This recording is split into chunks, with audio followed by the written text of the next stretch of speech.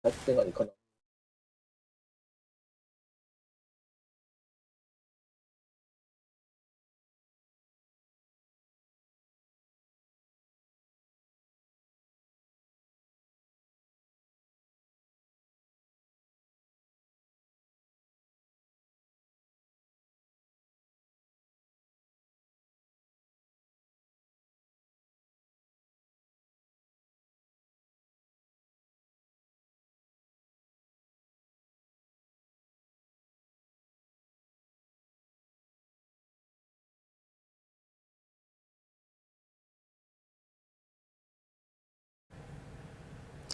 Good evening. Welcome to the latest episode of On the Hot Seat.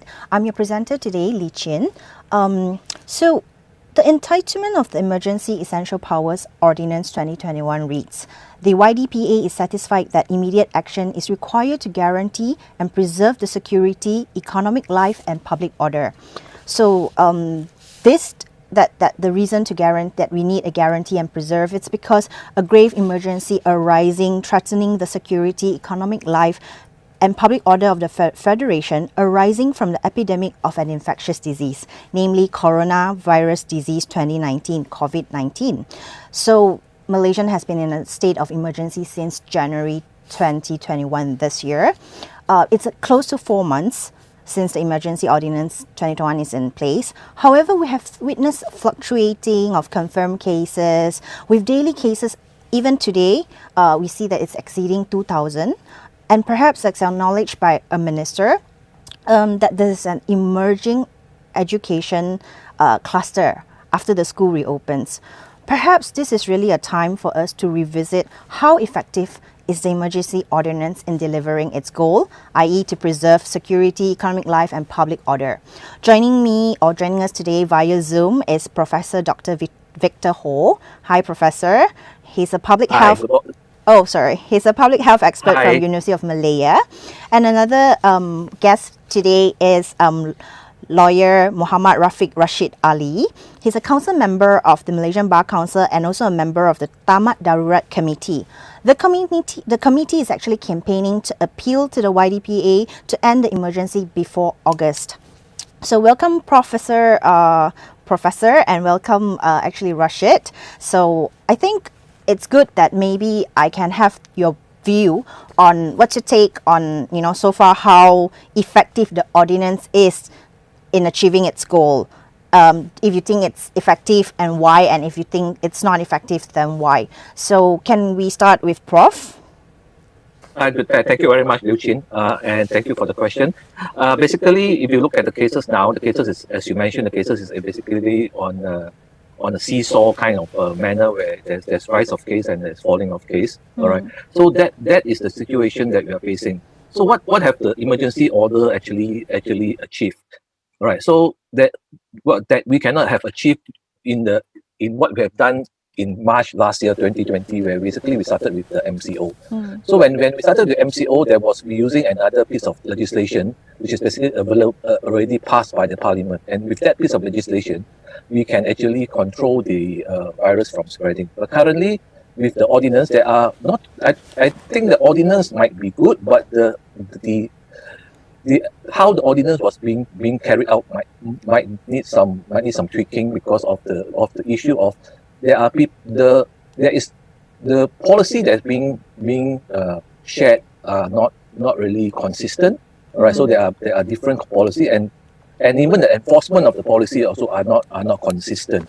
So that we need to be clear. So there shouldn't be any person who is basically above the law in this context, because we are facing with a pandemic. A pandemic is a health problem, and pandemic is not just localized to Malaysia.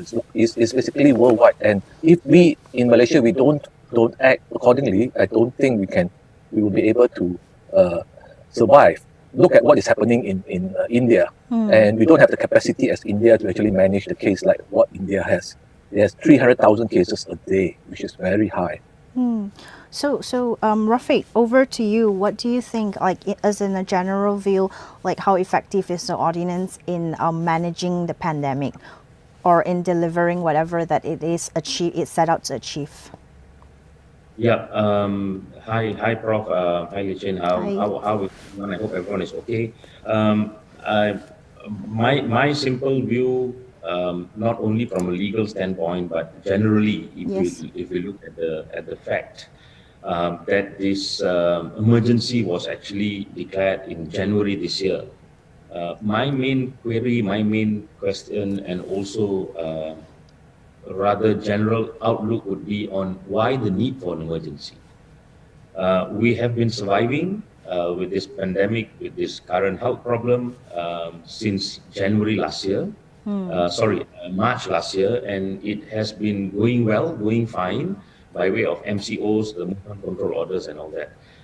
And then suddenly, out of nowhere, 10 months later, from that first MCO, an emergency is declared. So I think it's trying to weigh the pros and cons of whether we controlled and managed the pandemic under the Prevention of Infectious Diseases Act versus the need for an emergency. And I think it is also pertinent for everyone to understand why was the emergency called in the first place. If the movement control order was going along fine, if it was working along fine, why then the need for an emergency? So if it's a general outlook, my answer would be no. The emergency ordinance has nothing to do with containing the pandemic. It has nothing to do with containing the public health issues, simply for political survival. That will be my general outlook. Okay, all right. Interestingly, because Prof, just now you mentioned that how policies were being implemented and it was being announced. So I think one burning question, though now we have, some parents might have been feeling a little bit more comfortable because we know that after Raya, the children are going online and perhaps a little bit of hybrid depending on different condition. So, but when we look at this, the emerging of education cluster, how things are being handled, do you think that we have done enough to allow the children to go back to school? And what is lacking? Because there's constant flip-flopping of policies, just like after an hour, things are different. It's very troublesome, and it's also it's quite worrying for public to know that whether they are actually in good hands. So, Prof, do you have any comments on this? Thank you very much. It's a very interesting question. The thing about school is that if you look at it, even adults cannot behave. Yes. Cannot follow SOP. Yes. All right. We see all the adults, all the what we call the celebrities, basically, just flaunting the SOP without taking into consideration their what they need to do. So what do you expect the kids to do? Basically, we're not talking about just kids in the secondary school. We're talking about kids starting from 7 years old right up to 17 years old. So there's 10. So all of them have different, might not be able to basically function or follow the SOP.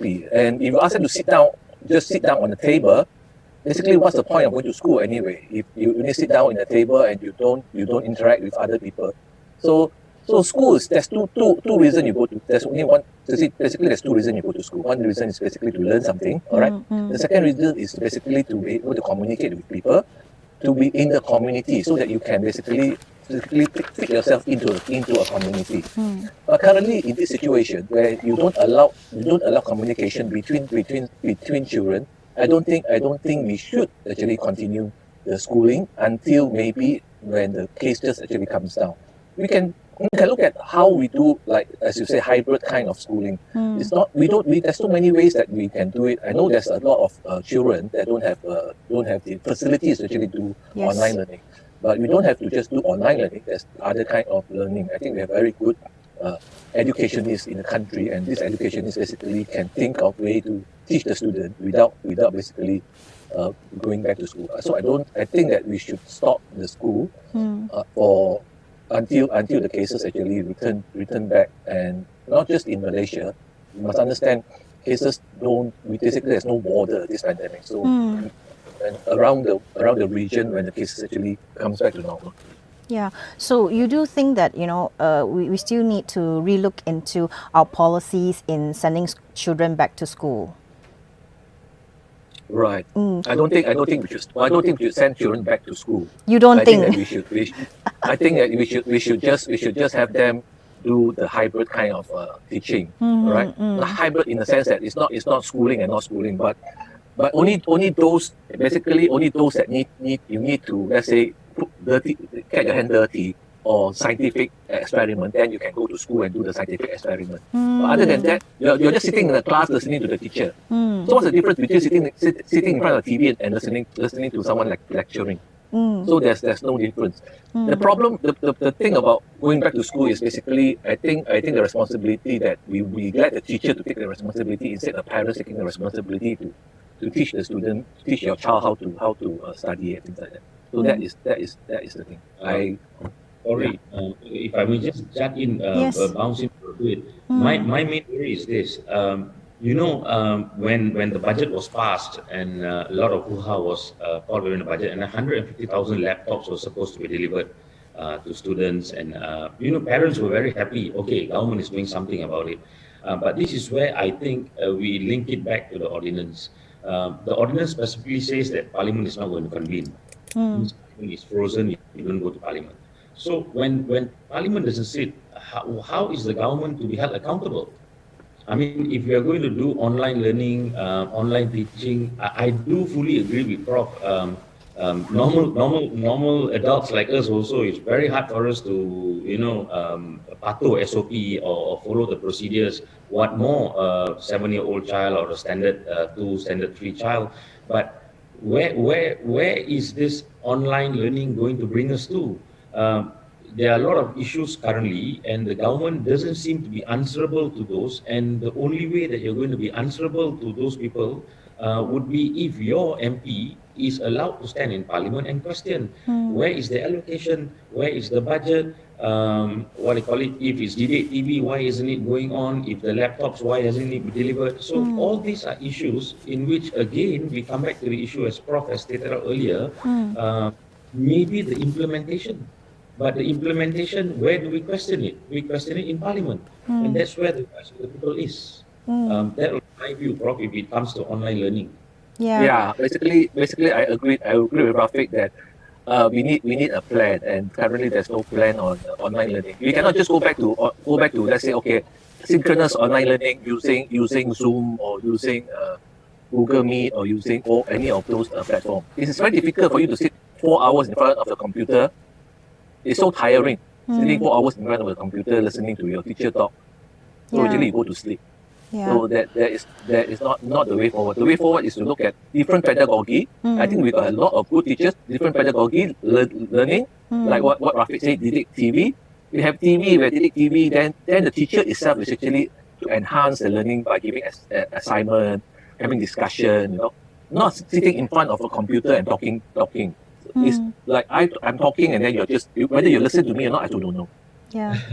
I'm listening to you, but very clearly, Prof, very clearly. But my only issue, as I've stated earlier, is that this flip-flop, it's going to be 2 weeks of online, and then after that it's going to be back to school, and then again that flip-flop. And I think this is very tiring.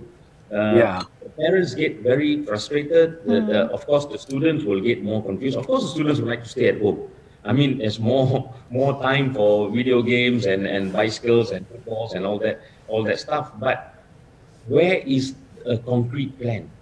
That's the question. Is there a plan moving forward? I don't think there is. Correct.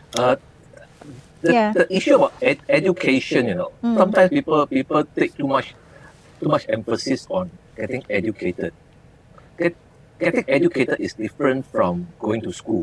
Getting educated, you can get educated from not going to school, and you learn the things that you want to learn.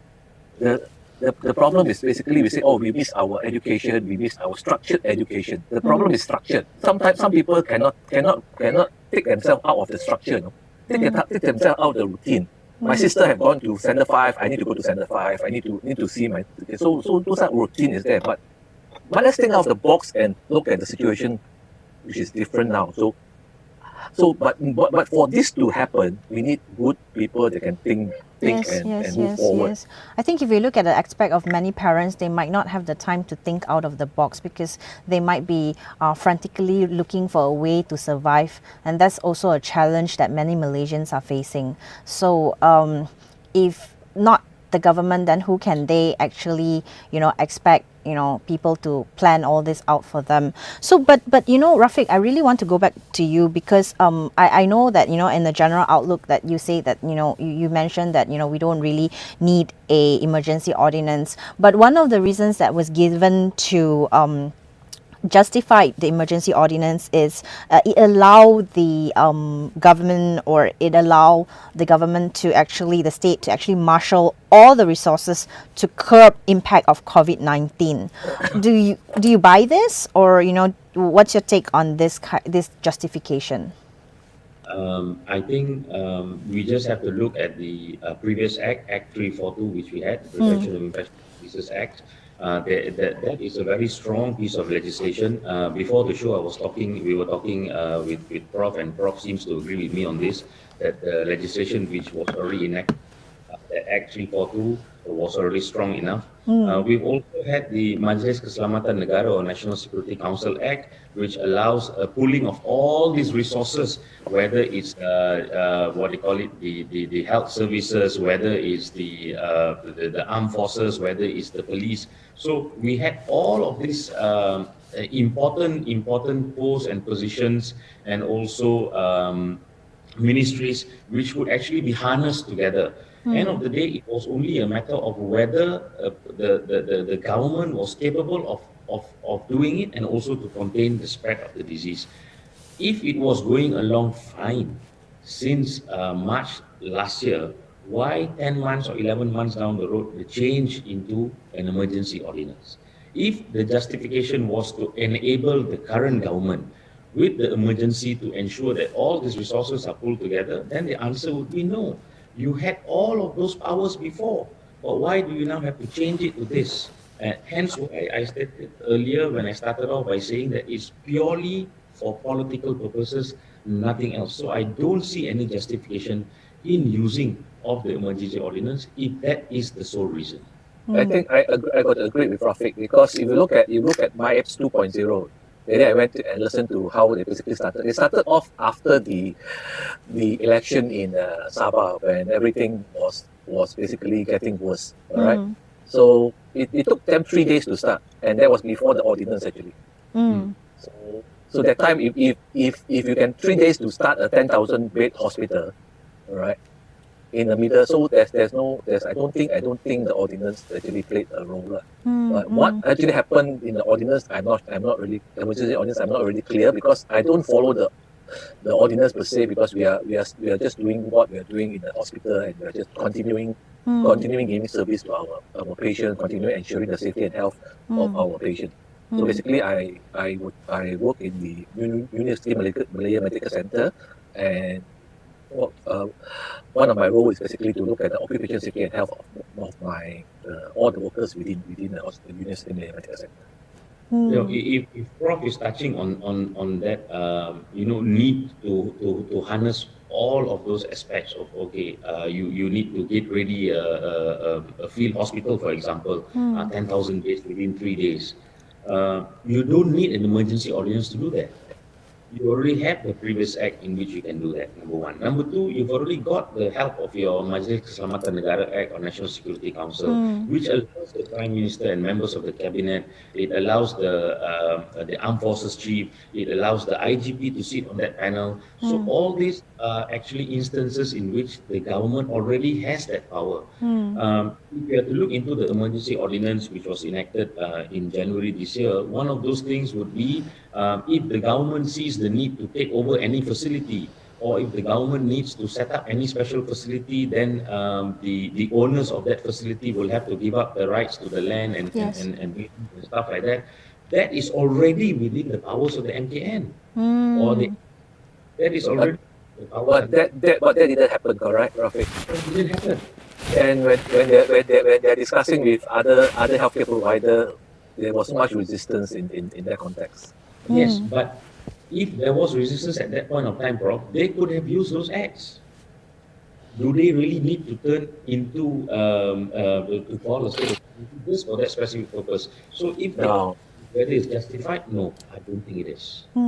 Okay, Prof, since you mentioned the second wave just now, I would actually like to just... Actually, the third wave, not second wave. the Our third- first wave is very first wave Oh, is a very first small wave, we don't really feel it. I mean, a lot of people don't really feel it yet. First Then, wave is a very small wave. Then we have a second wave. Then this is the third wave, and maybe we're getting a fourth wave yes, if we don't yes. behave. So this is a question that I would like to ask you. You know, since like it has been close to 4 months after the after the emergency state of emergency, do you think that we are in a position to handle a fourth wave, or a more virulent strain of the virus?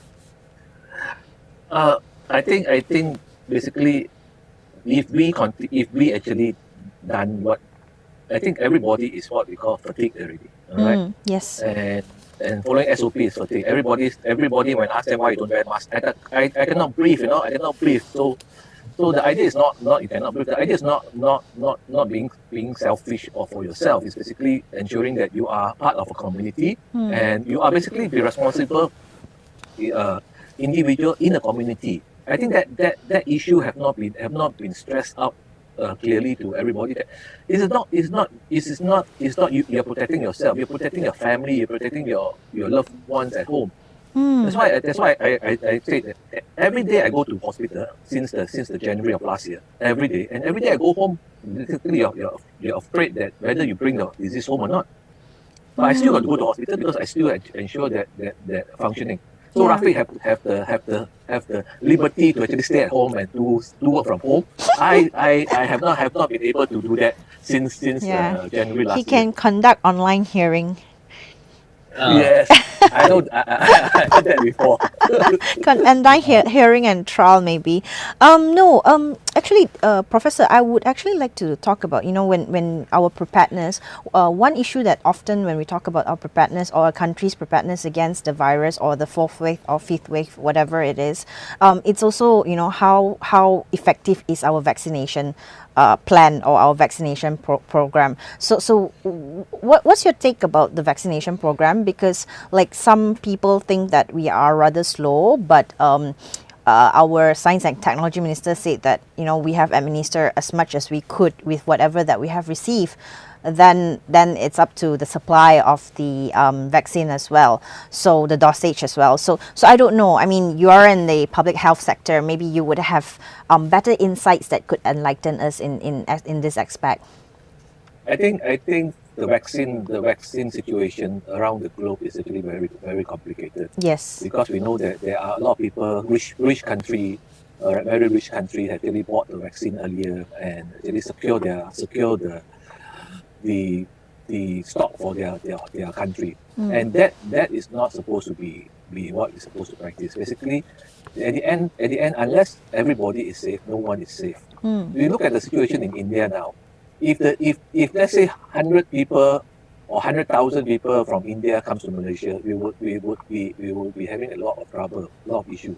So the idea whether the vaccine actually has been, we actually have instituted the vaccine correctly or not, I think it is very difficult for us to say whether it's slow or fast, because I think when you wanted to buy the vaccine, basically the negotiation part was quite slow. Most probably at that period of time there was some uncertainty in the government machinery to actually see what is the best thing to buy. But as Malaysia, I think we are also not too bad compared to the world basically. But the other issue is also not just the vaccine itself, but we also are slower than Indonesia. Yeah, but a lot of vaccine hesitancy also, right? Indonesia give a different type of vaccine. Indonesia gave the Sinovac. Basically, we have the Sinovac. We have not given it because of the different what we call that, different effectiveness of it.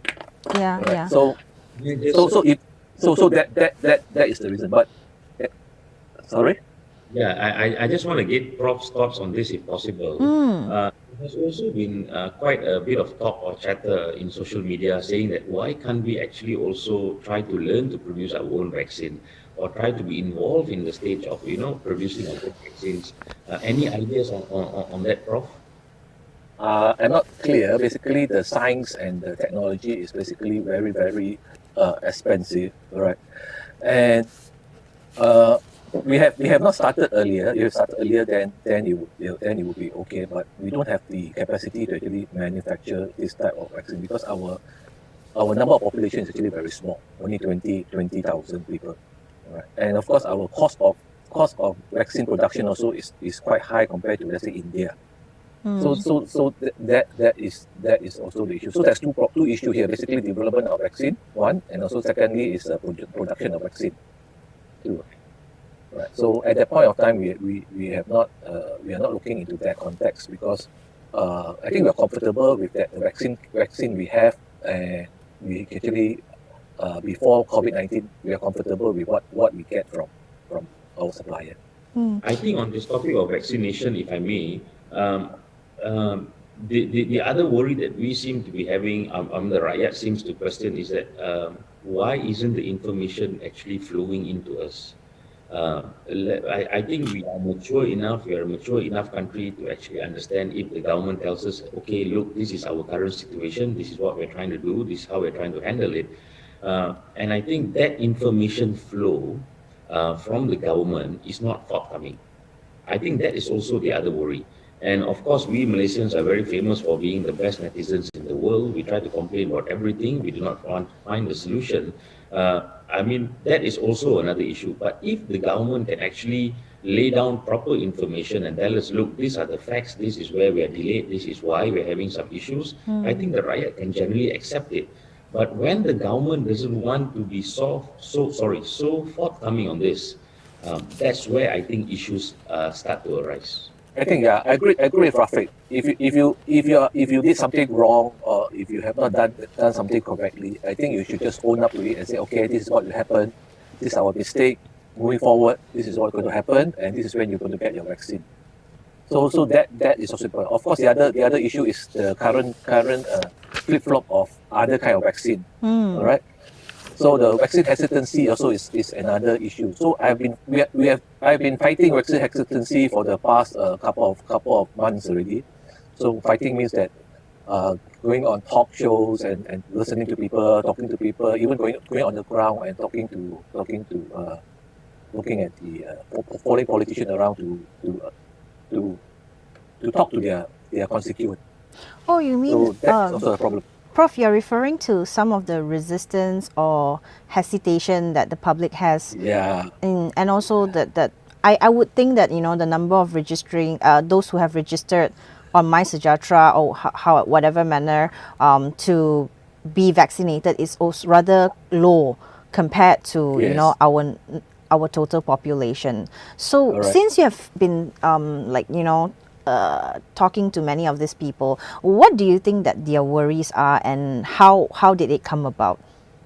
I think that the idea is there's too much information that's generated, and the information is not filtered, and the government is not coming out with the correct information, as Rafiq said, to inform the public of what is right and what is wrong. Of course, we in the public health sector, in the medical sector, in the health sector, we are trying our best to actually tell the community.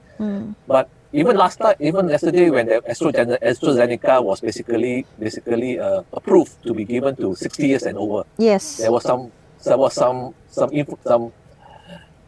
resistance among a lot of people. Say that why 60 years old, so the idea is not communicated properly. I think Rafiq hit the nail on the head that our communication should improve and tell us exactly what happened. So it shouldn't be announced, just announced. They should engage a PR agency to actually come up with a communication package to sell it as how the package is supposed to be. How would you sell AstraZeneca to those 60-year-old and above? Basically, we look at it. AstraZeneca, all right. Although you say it causes a blood clot, all right. But if you're 60 years and above and you get COVID-19, the chances of you dying from COVID-19 is much higher than that. It's 100 to 1,000 times much higher than getting blood clot. So the blood clot itself is not even more uncommon in the 60 years and above. So that is important. So you see, it's not about dying from COVID-19. It's about getting lung disease, getting lung fibrosis. Even people in the category 2, 3, the low category, that means there's no symptom or mild symptom, also got what we call difficulty in breathing or effort intolerance. That means when you exercise, you're not as fit as before because of your fibrosis in your lungs. So getting COVID is not something that you want. So the only way you don't get COVID is basically to get vaccinated. That's the only way. COVID is a disease that actually can affect a lot of your many parts of your body, including your lungs and also maybe causing blood clot also. Yeah. I think when the information flow is exactly like what Prof just stated to us, and then rehashing it in your advertisements, during the news break, during the newsreel, and you start passing this information along to the rakyat, then the rakyat begins to understand, and then the vaccination registration, I think, will pick up. So when you have this silence, you just announce it, okay, we are going to get people vaccinated, and then you keep quiet, and then you don't pass the information, and then you don't talk about these issues which are arising, and that's where there's this restlessness among the rakyat. Do I take it? Do I not take it? I'm so worried. And then you go on the internet of things, and everybody is talking about 60 people get a heart attack from somewhere, nurses get diseases, and that's where, when there is this silence from the government and they do not pass the information, that's where the worry is. That's my view, Prof. Yeah, I agree with Rafiq. I think that the information has not been communicated much clearer. All right. The only thing was communicated very clearly every day is basically the numbers. Yes. All right. Yes. So every day we have a numbers coming up, numbers going down. But if you do this every day, people get fatigued. So what? Okay, 2,000. So what? 1,000. So what? So but the information of what happened when you get COVID is not there, because we do see patients coming back after COVID with very bad condition, and that is basically the thing that we want to advise, that better get vaccinated and don't get COVID. All right. And that. But if you are not get vaccinated yet, you following SOP itself will basically prevent you from getting COVID-19. You can look at all the healthcare workers that have been working. We have been working, as I mentioned. We have been in front of people who actually have COVID.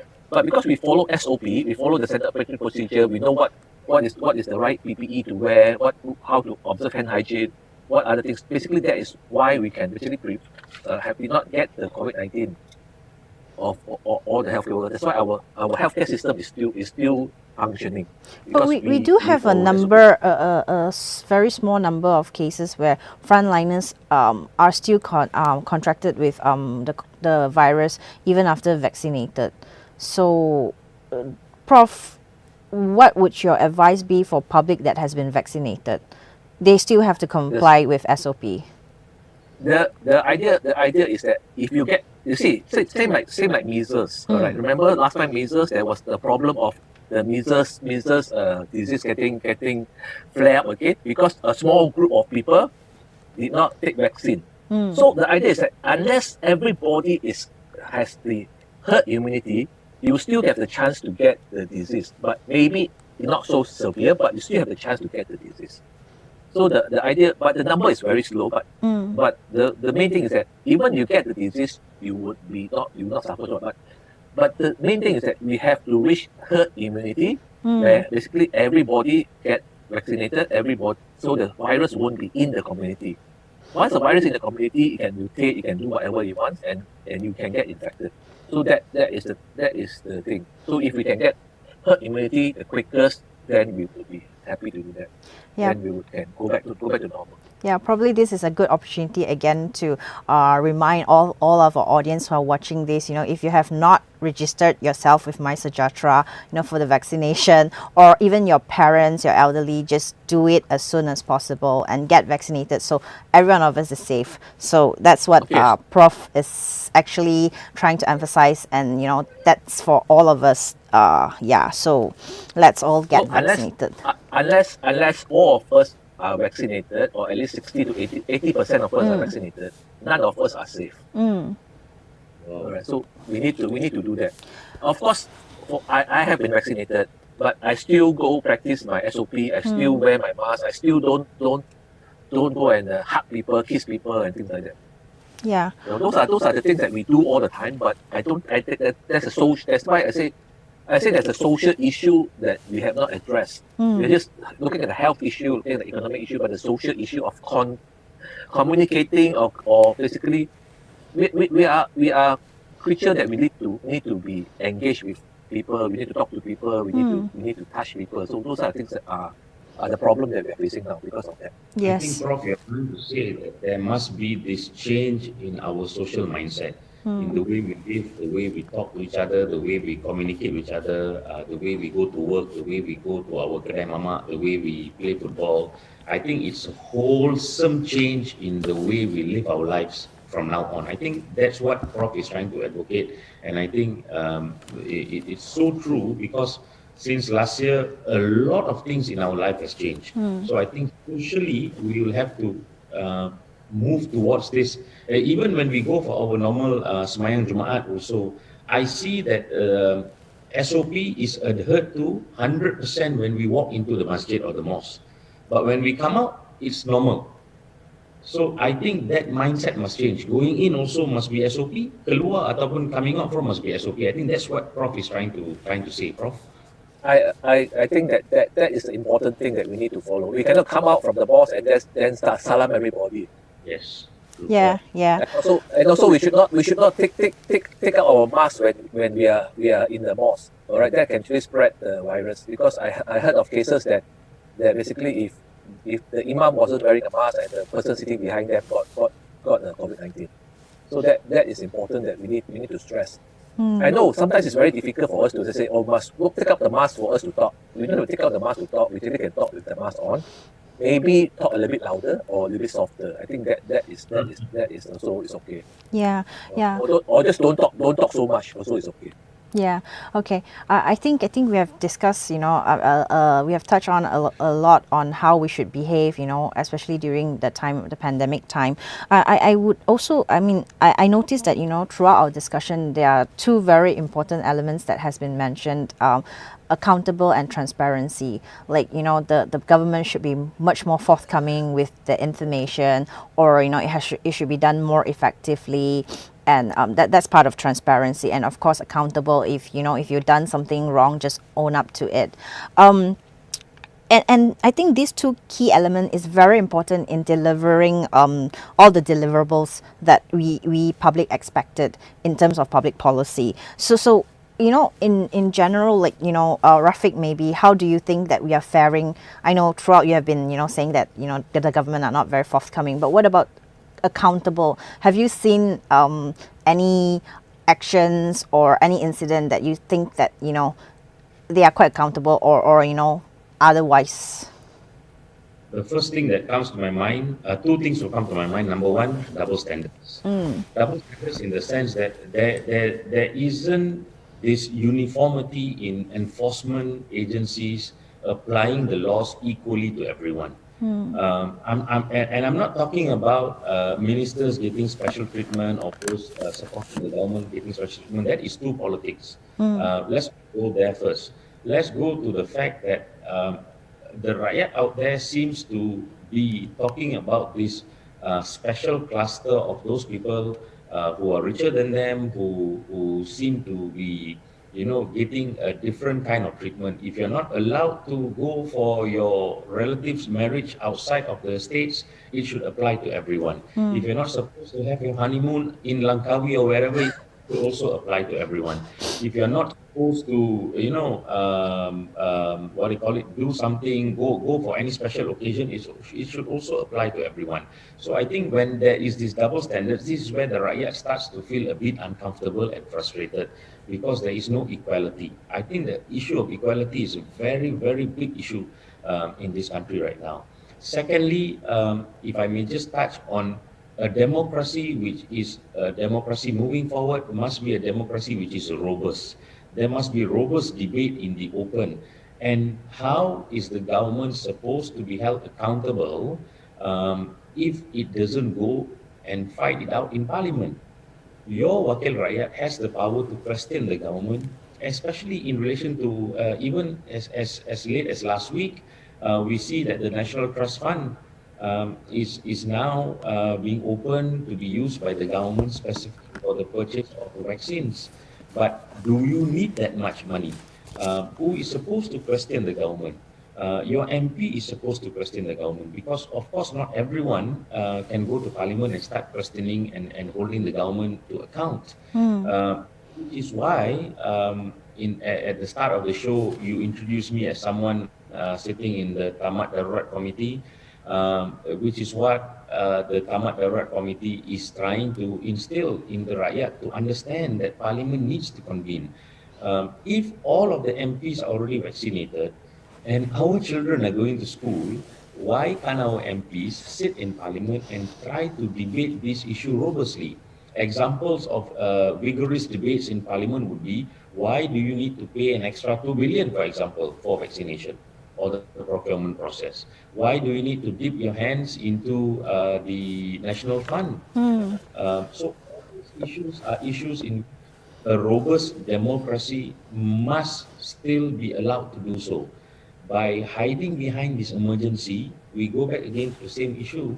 Are you trying to just make it into a political point? I know I may seem to be going around and around the same bush, but I do believe that if Parliament is open and convened, your MPs would be able to question all these things, including the unequal enforcement of the law. There are also many issues in relation to expenditure of the government. Do you know right now under the ordinance, your government and your state government cannot be now held accountable to every single cent that they come out with? Because your MP is not allowed to question it in Parliament. So if you're talking about accountability, I think there's a very large disconnect in relation to the current government being accountable.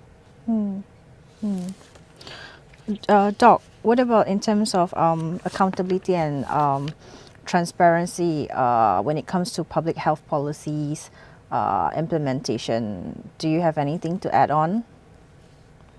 I think the public health policy implementation at the point of, let's say, last year when everybody was behaving, I think that is it. But currently because they bring in economic issues into context, and the public health implementation is not really following the what we basically preached since last year. Basically, simple of wearing masks, social distancing, and hand hygiene. When you allow people to actually, you don't limit the number of people in a restaurant. That is where the issue comes into play. All right, because you know that when you go inside a restaurant, you need to open your mask because you need to eat. All right, and that is where the transmission can occur. But of course, if the restaurant is a very, very confined area or a crowded area, then the transmission will be higher. We must understand that the virus doesn't recognize whether you're a restaurant or outside. The virus is there, and when there's the condition actually is simple, and then basically they would allow them to go. So those are policy without taking into consideration the health effect. That is where the thing went badly. So remember, I think a few months back when we allowed restaurant to open, but we limit the number of tables. Yes. Then suddenly you can fill the whole restaurant with whatever number of tables. That shouldn't be until basically we find a way to ensure that everybody don't get infected. And I think moving forward, we need to look into that, because currently I am afraid that the number is getting higher. I know that because we are in the hospital, so we know how many cases is there. But the more worrying thing is the cases coming in from India or coming in from other country, from UK. So all those things are basically more easily transmittable, and that is the worrying part that we are facing. So my advice is basically, accountability and transparency. I think Rafiq have actually mentioned accountability and transparency. I don't have to repeat what he mentioned. The same thing happened in public health, but of course there are, when we're talking about hospital management, I think we are accountable, and patient management we are accountable. But other public health issues that's out of Ministry of Health concern, like that is not the transparency and accountability, and why do we need all these things? We're not clear lah. That's what the transparency means. I think, Prof, sorry, just to butt in a bit, Prof mentioned something very interesting. There was a time when we eased on our regulations on restaurants. Then we had 2 per table, or we only half of the table is allowed. If the table can 8 people, you only sit 4.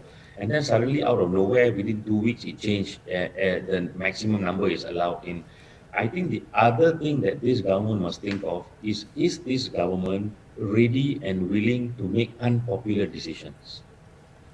If you're willing and ready to make unpopular decisions, then you are actually being a very responsible government, because you're not thinking about your popularity, you're not thinking about your well-being as a government, but you're thinking about your rakyat. That is a very big issue. And how do you come to that middle ground? And when you do not have these vigorous debates in Parliament, this is where the issues arise. Because you're only passing the information from one principal stakeholder, which is the government, without allowing your government to be questioned. Why don't you do this? Why do you need to open up the borders? Why don't you close the borders again, and stuff like that? Whether this government currently, as it stands right now, is it willing to do the unpopular decisions for the long term? I think that is a very big issue. Yeah. I agree with Rafiq. I think So the long term, we need not think of the economy in the short term. We think of the long term. How can we? There are ways to make money. There are ways to, but of course, when you're talking about smaller people, smaller stakeholders, that means orang kampung, we need to help them. We need to help them to sell. I think they are having trouble selling or making money. Yeah. Prof, I think at the beginning of the show you mentioned about the Indian election and how the situation is now in India. I would actually like to, because I think 45 minutes has passed since, we started this discussion. But I would really like to know, we know that there's an impending election that's going to happen. We don't know when is it going to happen, like maybe within this year.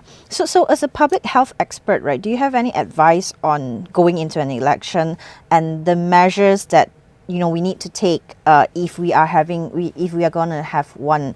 I think, you mentioned that the third wave, it was it was like ensuing, the what happened in Sabah state election. So I don't know, what's your observation or your take and advice on this?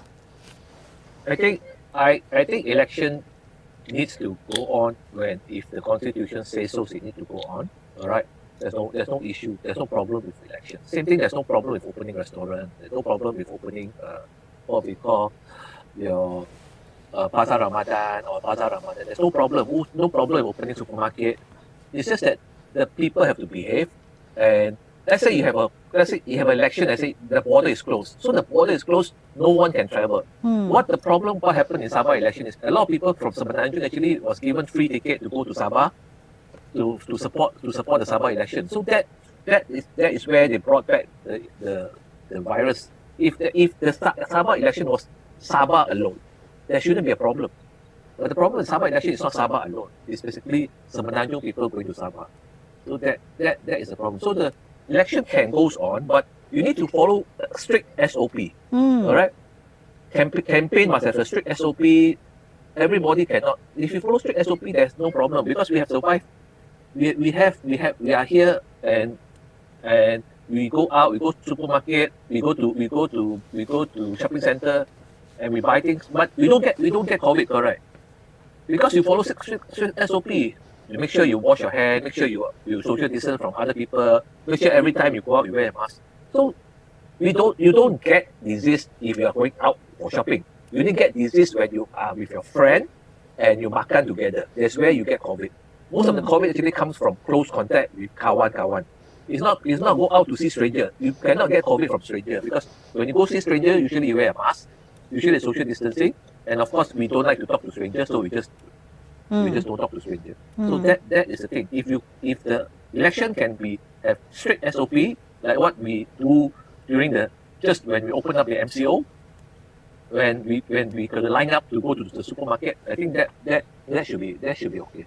That's the first MCO where we learn to queue to visit a supermarket or any shop or any public places. Yeah, but yes, that is the time. That's the time when Malaysia was basically behaving. Yeah, we were much well behaved then. Yeah. So but Rafiq, I think maybe you can also like jump in a bit because Prof mentioned that election can still go on as long as if it has to go on. But what is the impact of the ordinance on whatever election that's going to happen? Before we talk about impact of the ordinance, thanks for the question. Very absolutely fantastic question, because right now I see everyone is talking about election. My statement is this: why do you need the election? The last time we went to polls as a nation was in 2018. The constitution says that parliament stands convened for 5 years. So maximum lifetime, maximum limit of parliament is for 5 years. So you have your election every 5 years. If you're supposed to follow the constitution, by hook or by crook, in May 2023, there must be an election. So first is, why do you need an election now? Yep. So that is already a political issue. Yeah. Okay, that is number one. Why do you need election now? Why do you need to get Malaysians to line up again, like in May 2018, and we all know what happened after that. And then 22 months later, we all know what happened. But those are political issues. My issue is legally, do you need an election right now? If we can go to Parliament and sort this out, we do not need to put 27 million Malaysians at risk for an election, because the election is not due until 2023. Only problem legally is when the ordinance was passed in January this year, 2021, there is a specific clause within the ordinance which says that Article 55(3) of the Constitution can be suspended, which means even if until 2023 COVID is not settled, hopefully not, touch wood, but if it's not settled, then the government of the day can still proceed to drag on the emergency and do not need to call for an election. So my suggestion would be, go to Parliament, settle it out in Parliament, because the King or His Majesty has the power to actually appoint anyone which the King thinks satisfies the King's confirmation that he is actually the proper person to be the Prime Minister. If we tie all of it together, I started off at the head of the show by saying that the ordinance was simply for political survival. If that is the issue and you call an emergency just for political survival, go back to Parliament, test your power, get your legitimacy, and I think all these issues in relation to whether there's going to be a snap election being called, an early election being called, and stuff like that, that will never be an issue.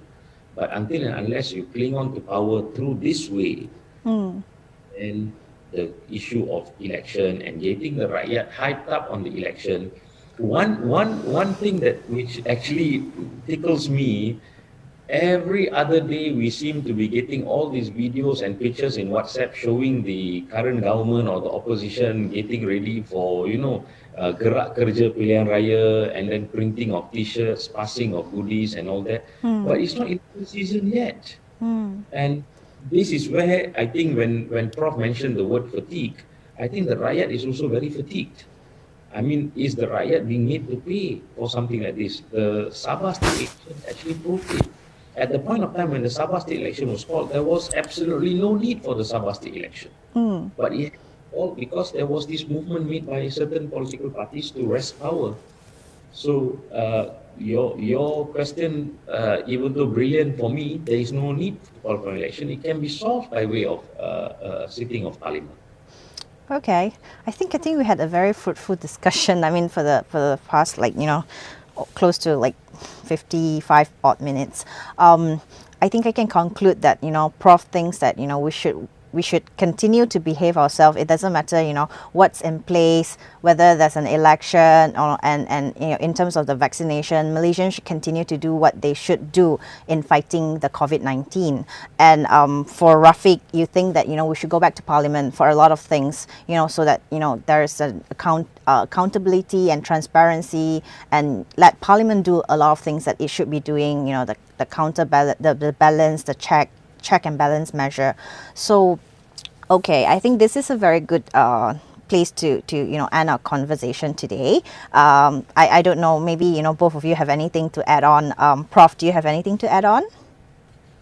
Only thing is that advice, if those have not registered for vaccination, please go and register for vaccination. Unless we get people vaccinated, we won't return to normal. Okay, Thank good. you. I think yes, get yourself vaccinated, dear all. Okay, thank you, Prof, and thank you, Rafiq, for joining us tonight. And of course, thank you to our audience tonight for watching our discussion. If you want to follow it through again or revisit it, it's on our YouTube and it's on our Facebook as well. So you can always go back to the conversation and then look into it, and maybe it could give you some more inspiration on what's going on with the country. So thank you again.